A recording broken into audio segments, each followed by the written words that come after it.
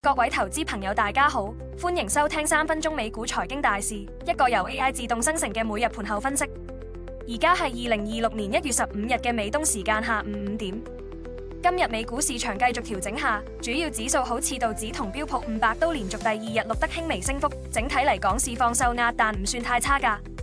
標普500入面有唔少成分股都升咗，可以話係指數微升，盤面分化咁嘅格局啦。點解會咁呢？其中一個關鍵數據就係盤前公布嘅美國12月零售銷售咯，按月增長咗0.6%，明顯好過預期，顯示消費端幾有韌性㗎。但係咁強嘅數據呢，同時都鞏固咗市場對聯儲局短期內唔會減息嘅預期，搞到投資者個心態有啲複雜啦。講到板塊表現呢，今日個市好明顯有資金輪動，能源板塊係領漲嗰個，主要因為中東地緣政治緊張，有資金走咗入去避險啊。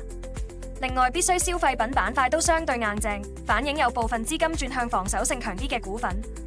至於落後嘅板塊呢，就係非必需消費品同半導體啦。半導體板塊特別弱，主要係受到美國對部分半導體產品加徵25%關稅嘅消息打擊，直接衝擊咗好似英偉達、AMD 呢啲芯片股，市場都好擔心貿易摩擦會升級同擾亂供應鏈㗎。影響今日市況嘅重要因素，除咗數據同關稅，仲有企業財報。龍頭股台積電出咗第4季成績表，真係好亮眼啊！淨利潤同比大增35%，毛利率去到62.3%咁高，而且對 AI 需求嘅前景指引好樂觀，撐住咗成個科技股板塊。另一方面，金融股就表現分化，摩根士丹利因為債券承銷收入激增，股價升得幾厲害，但係高盛就雖然營收倒退，股價都錄得升幅。至於Google呢，雖然話加碼升級 AI 模型，但股價都跌咗少少，睇嚟市場喺科技股業績期前都幾審慎㗎。展望後市啊，而家個市係幾多不確定性纏身㗎。一方面經濟數據強，衰退風險暫時細咗，但係減息預期推遲，利率高企對市場始終有壓力。另一方面，關稅政策同地緣風險都繼續壓住個風險為納。